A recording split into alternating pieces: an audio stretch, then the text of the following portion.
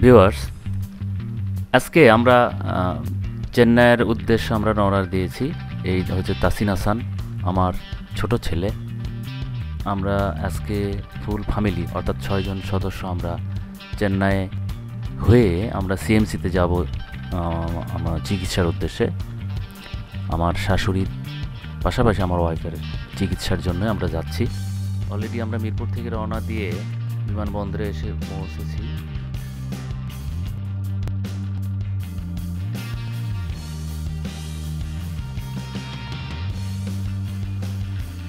আমরা বিমানবন্দরে গিয়ে আমরা আমাদের যাওয়ার বিভিন্ন প্রস্তুতি সম্পন্ন করছি। আমার ছোট ছেলে ও আমাদের প্রয়োজনীয় ব্যাগ ট্রলিতে নিয়ে এসে বিভিন্ন ধরনের খুনসুটি করছে এবং বিমানে যাওয়ার জন্য সে তার জোর প্রস্তুতি নিচ্ছে। আর অল্প কিছুক্ষণের মধ্যেই আমরা বিমানে উঠে যাব। আমার সঙ্গে আমার 2 ছেলে মাহি, তাসিন, পাশাপাশি আমার শ্বশুর মহোদয় আমার পাশে দাঁড়িয়ে আছেন। আমরা সবাই যাব চেন্নাইয়ের উদ্দেশ্যে ইউএস বাংলাতে। বাংলাদেশের চিকিৎসার মানও ভালো, কিন্তু আমার শাশুড়ির পার্কিনসন হয়েছে। সো পার্কিনসনের চিকিৎসা আমরা যতটুকু বাংলাদেশে দেখেছি তার এখানে আমরা আমাদের যাবতীয় চিকিৎসা শেষ করে মানে এখানে যে আমরা যতটুকু জেনেছি যে এই চিকিৎসার জন্য পার্কিনসনের জন্য সিএমসি ইজ দ্য বেস্ট। সেই উদ্দেশ্যে আমাদের যাত্রা। তো আমরা এখান থেকে সরাসরি যাব চেন্নাই এয়ারপোর্টে। সেখান থেকে আমরা চলে যাব ভেলোরে অর্থাৎ সিএমসি হাসপাতালে। সেইখানে আমরা আমাদের চিকিৎসাকর্ম কিভাবে করলাম, পার্কিনসনের চিকিৎসা, পার্কিনসনের রোগীদের আসলে কিভাবে ট্রিটমেন্ট হয় বা কি করলে কতটুকু ভালো থাকা যায়, সেইটার আমি বিস্তারিতভাবে আমি জানাবো। আমরা কিভাবে আমার শাশুড়ির পার্কিনসনের চিকিৎসাটা করলাম, আমরা কিভাবে করলাম, কোথায় গেলাম এবং সেটার করে আমরা কতটুকু বেনিফিটেড হলাম, সেটা আমি পরবর্তীতে ধারাবাহিকভাবে ভিডিও আপ করব। আপনারা আমাদের সঙ্গে থাকবেন এবং আমি আপনাদেরকে জানাবো যে পার্কিনসনের রোগী নিউরো বেসিক্যালি তারা কিভাবে ইন্ডিয়াতে যাবেন, কোথায় থাকবেন, পার্কিনসনের জন্য কিভাবে চিকিৎসা করবেন। পার্কিনসনের রোগীদের আসলে মানে চেন্নাই ভালো না সিএমসিতে ভালো, যেটা আমি হয়তোবা আমরা চিকিৎসা শেষ করে এসে প্র্যাকটিক্যালি যেগুলো আমরা সমস্যার সম্মুখীন হয়েছি বা আমরা যে ধরনের ট্রিটমেন্ট পেয়েছি বা সেই ট্রিটমেন্টের পরে আমরা রোগীর কন্ডিশন কেমন হচ্ছে সেইটা আমি আপনাদের কাছে জানাবো। আপনাদের হয়তো শুনে কিছুটা হলেও উপকৃত হবেন। আপনাদের যদি এরকম কোনো রোগী থেকে থাকে যে না এই ধরনের রোগী থাকলে আমরা কোথায় যাব, কী ধরনের চিকিৎসা করব। এই জার্নিতে আপাতত আমরা আজকে যে ভিডিওটা আপনারা দেখছেন এখানে আসলে আমরা মিরপুর ঢাকা থেকে এয়ারপোর্টে আসা পাশাপাশি আমাদের প্রয়োজনীয় কাগজপত্র প্রসেস করা, বিমানে ওঠা এবং আমার ছেলেদের মনের যে অতি চঞ্চলতা, তাদের যে খুশি হওয়া, তাদের খাবার খাওয়া, বিমানে চড়ে যে তারা যাচ্ছে, এই যে তাদের অভিজ্ঞতাটা সুন্দরভাবে দেখবেন এবং তারা ইউএস বাংলা থেকে পরিবেশিত খাবার তারা খুব মজা করে খেয়েছে। যদিও আমরা খেতে পারি নাই, আমরা সম্ভবত এটা রমজান মাসে আমরা গিয়েছিলাম, তো তখন আসলে আমরা সবাই রোজা ছিলাম, যার কারণে আমরা খাই নাই। কিন্তু তারা 2 জন খুব মজা করেই তারা তাদের খাবারগুলো খেয়েছে এবং তারা খুব ইউএস বাংলার যে জার্নিটা বিমানে তারা খুব এনজয় করেছে। তো আমরা আমাদের তখন এখন যদিও কিছু ফর্ম ফিল আপ করার জন্য বিমানে উঠে কিছু ফর্ম পূরণ করতে হয়, যেটা হয়তো আপনারা যারা নিয়মিত যান বা নতুন যাবেন তারা বিমানে চড়লেই হয়তো বা তারা আপনাদের একটা ফর্ম দিবে। সেইখানে যে ফর্মটা পূরণ করার জন্য আসলে তেমন কিছুই নয়, জাস্ট যাত্রীদের একটা ইনফরমেশান, অর্থাৎ আপনাদের বোর্ডিং পাস যেটা দেয় আর কি, সেখানে একটা ইনফরমেশান থাকে। সেই ইনফরমেশানটা দেখে ফর্মে জাস্ট লিপিবদ্ধ করতে হয়। আর আরেকটা বেশি যেটা প্রয়োজন হয় যে এই ফর্মের জন্য, যে আপনি ইন্ডিয়াতে যাচ্ছেন, কোথায় গিয়ে মানে উঠবেন, এইটা তারা জরুরিভাবে এটা দেখে যে আপনি চেন্নাই যাচ্ছেন কিংবা ভেলোরে যাচ্ছেন, সেই ভেলোরে কোন হোটেলে গিয়ে উঠবেন, সেই হোটেলের ইনফরমেশান তারা চায়। আপনি হয়তোবা যদি আগে পূর্বে যেয়ে থাকেন ওখানে, বা কোনো হোটেলে যদি কোনো ইনফরমেশান আপনার থেকে থাকে বা ভিজিটিং কার্ড থাকে, সেই কার্ড অনুপাতে আপনার ঠিকানা লিখে দিতে পারেন, নয়তোবা আপনি আপনার কারো কাছ থেকে নিয়েও লিখে দিতে পারেন, বা মানে আপনার কোনো জায়গা থেকে কালেকশন করছেন ভিডিও থেকে, সেটাও দিতে পারেন। এটা নোট মানে খুব ইম্পর্ট্যান্ট যে তারা ওটাকে ভেরিফাই করবে তা না, মানে জাস্ট আপনার জন্য এটা ইনফরমেশান দিতে হয় যে আপনি একটা জায়গায় যাচ্ছেন, কোথায় গিয়ে উঠবেন তারা একটু জানতে চায়, সেই জিনিসটা ইনফরমেশানটা দিতে হয়। আর একটা মোবাইল নাম্বার, তাদের কন্ট্যাক্ট নাম্বারটা নেয় আর কি। এটা এর বাইরে আসলে আর কিছুই তেমন ইম্পর্টেন্ট না, শুধুমাত্র বোর্ডিং পাসে যে ইনফরমেশানগুলো থাকে, প্যাসেঞ্জার নাম্বার বা এটসেট্রা, কিছু না ওগুলোই তারা দেখে আর কি। বিমানটা রানওয়ে থেকে দ্রুত বেগে উপরের দিকে উঠছিল। আমার ছেলে খুব ভীত হয়ে অবাক নয়নে দেখছে যে বিমানটা কিভাবে আকাশে উঠছে।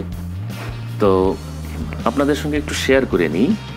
আমার শাশুড়ি রোগ হচ্ছে পার্কিনসন। ওনার যে শুধু পার্কিনসন তা নয়, পার্কিনসন প্লাস। এই প্লাস বলতে আসলে এর মধ্যে অ্যালজাইমার, ডিমেনশিয়া। ওনার এমআরআই করা হয়েছিল। ওনার ব্রেনে ডোপামিন রস থাকে, সেটা বাংলাদেশ থেকে এখানে এমআরআই করা হয়েছিল। এখান থেকে বলা হয়েছিল যে ডোপামিন রস শুকিয়ে গিয়েছে, যার কারণে এটা রিকভারি হওয়ার সম্ভাবনাই নেই। আর পার্কিনসন আসলে কী করে বুঝবেন, বা আমরাই বা কী করে বুঝলাম, সেটা আসলে আমরা বহু বছর ধরেই আমার শাশুড়ির চিকিৎসা করছিলাম ঢাকাতে। আসলে আমরা কোনোভাবেই আমরা বুঝতে পারছিলাম না। আমরা নিউরো, মেডিসিন, মানসিক বিভিন্ন ধরনের ডাক্তার আমরা দেখিয়েছি, কিন্তু আসলে কেউ কখনো আমাদেরকে ওইভাবে সাজেস্ট করতে পারে নাই বা আমাদেরকে ভালো কোনো ট্রিটমেন্ট দিতে পারেন নাই। পরবর্তীতে ডাক্তার রাফে ভাই, উনি পিএমআর অর্থাৎ ফিজিক্যাল মেডিসিন অ্যান্ড রিহ্যাবিলিটেশন ডিপার্টমেন্টের ডক্টর। উনি পিজি হাসপাতালেই বসেন, পাশাপাশি উনি বাটার মোড়ে ঢাকাতে উনি চেম্বার করেন। যাই হোক, আমরা ওনার কাছে গিয়েছিলাম। পরবর্তীতে আসলে আমরা জানতামই না, আমরা হয়তো বা ভাবছিলাম যে ওনার মানসিক সমস্যা, মানসিক আমরা ট্রিটমেন্ট করিয়েছি বহু বছর ধরে। এবং ওনাকে যেটা মাঝে আমরা এমনভাবে উনি হয়ে গেছিলেন যে উনি চলতে পারেন না, উনি পড়ে যান যে কোনো মুহূর্তে। উনি হয়তো পিছনের দিকে পড়ে যান, উঠতে গিয়ে পড়ে যান, বসে থাকলেও উনি পড়ে যান। উনি মাঝে ওনার তো এমন অবস্থা হয়েছিল যে উনি আসলে রোবটের মতো হাঁটতেন। ওনার হাত পা সব শক্ত হয়ে গিয়েছিল। তো পার্কিনসন যদি হয়, সাধারণত হাত কাঁপে, পা কাঁপে, অর্থাৎ আমি বসে আছি বা আমার হাতগুলো কাঁপবে থরথর করে, তারপর পা কাঁপবে।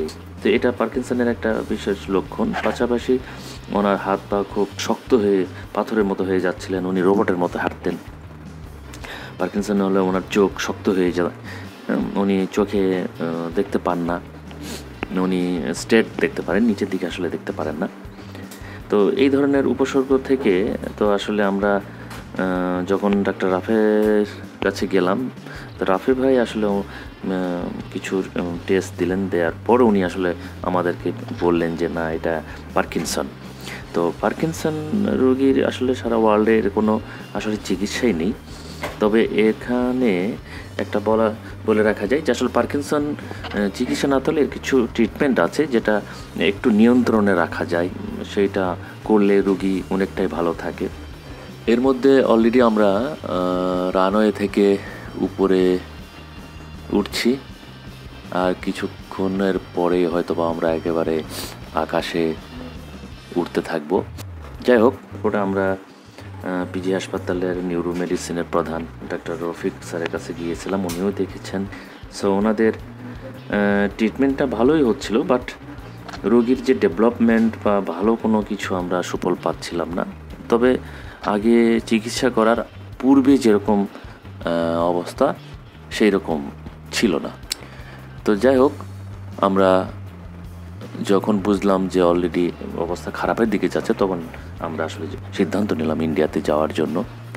তো আমরা অলরেডি চেন্নাই এয়ারপোর্টে অবতরণ করেছি। আমাদের 2 ঘন্টা 45 মিনিট সময় লাগলো। আমরা হয়তোবা ঢাকা টু কলকাতা, কলকাতা টু চেন্নাই হয়ে আসতে পারতাম, কিন্তু আসলে আমাদের রুগীর কন্ডিশনের কারণেই আমরা আসলে ঢাকা টু চেন্নাই সরাসরি এসেছি। আমরা আর কিছুক্ষণের পর আমরা চেন্নাই এয়ারপোর্টের মধ্যে বিমানবন্দরে প্রবেশ করব। তো এর মধ্যে বলে রাখি, আমরা আমার শাশুড়ির জন্য আমরা নিউরোর কোনো সিরিয়াল পাইনি।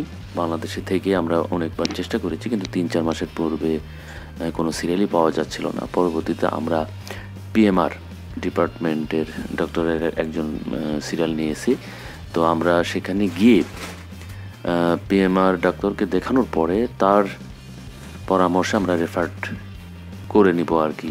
অনেকে আছেন যারা সিরিয়াল না নিয়েই সরাসরি চলে যান, তবে তাদের ক্ষেত্রে যেটা হয়, তাদের অনেক সময় লেগে যায় পরবর্তীতে সিরিয়াল পাওয়ার জন্য। ওখানে গিয়ে হোটেলে ডাক্তার না দেখেই সপ্তাহের পর সপ্তাহ বসে থাকতে হয়, এবং সরাসরি ওখানে সিরিয়াল নিতে গেলে যেটা হবে, আপনাদেরকে সিলভার গেটে গিয়ে বসে থাকতে হবে, 2 দিন ঘুরতে হবে।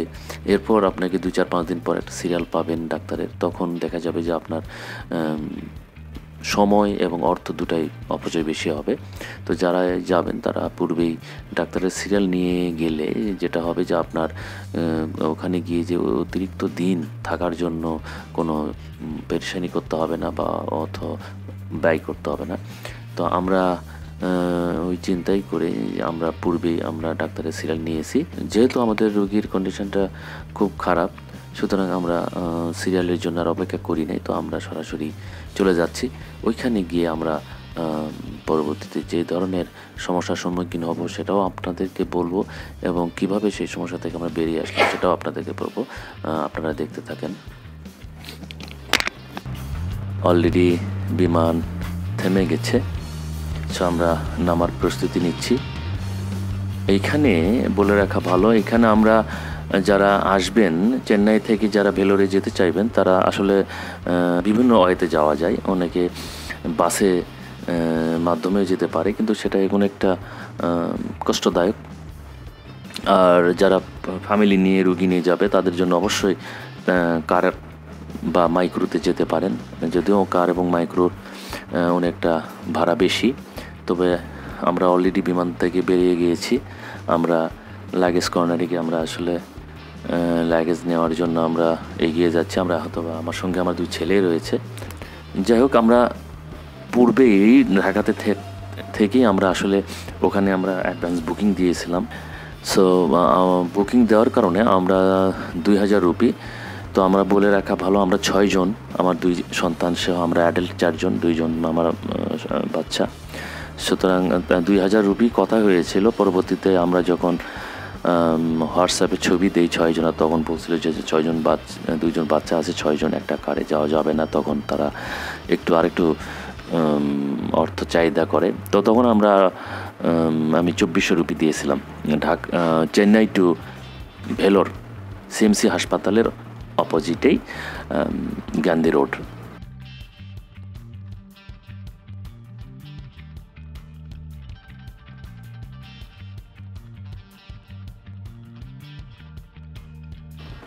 তো যাই হোক, আমরা গাড়িতে চড়ে বসেছি।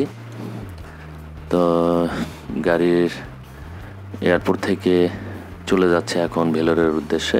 আমরা প্রায় এখানে ইন্ডিয়ান টাইমে হয়তো 3টার দিকে আমরা নেমেছিলাম। হয়তো বা যেতে যেতে 5:30 বা 6টা বেজে যাবে, 2.5 ঘন্টা লাগে গাড়িতে। সো ওখানে গিয়ে আমরা হয়তো বা ইফতারি করবো ইনশাল্লাহ। আমরা যখন বিমানবন্দর থেকে বের হচ্ছিলাম, তো ওইখানে আমাদের প্রথমে একটা চার্জ নেয় 100 রুপি। যারাই যাবেন তাদের হয়তো বা জানেন বিষয়টা। এয়ারপোর্ট থেকে বের হওয়ার জন্য একটা চার্জ থাকে 100 টাকা, 100 রুপি আর কি। আমরা ভেলোরের উদ্দেশ্যে যাচ্ছি। তো আমরা খুবই ক্লান্ত, অনেকটা গরম, প্রচণ্ড গরম। আর ভেলোরে সবসময় ইন্ডিয়াতে এই তামিল আসলে সবসময় 40 ডিগ্রি বা 44 ডিগ্রি সেলসিয়াস তাপমাত্রা থাকে। সো নর্মাল গাড়িতে গেলে অনেকটা ঝামেলা হতো, যার কারণে আমরা এসি একটা গাড়ি নিয়েছি।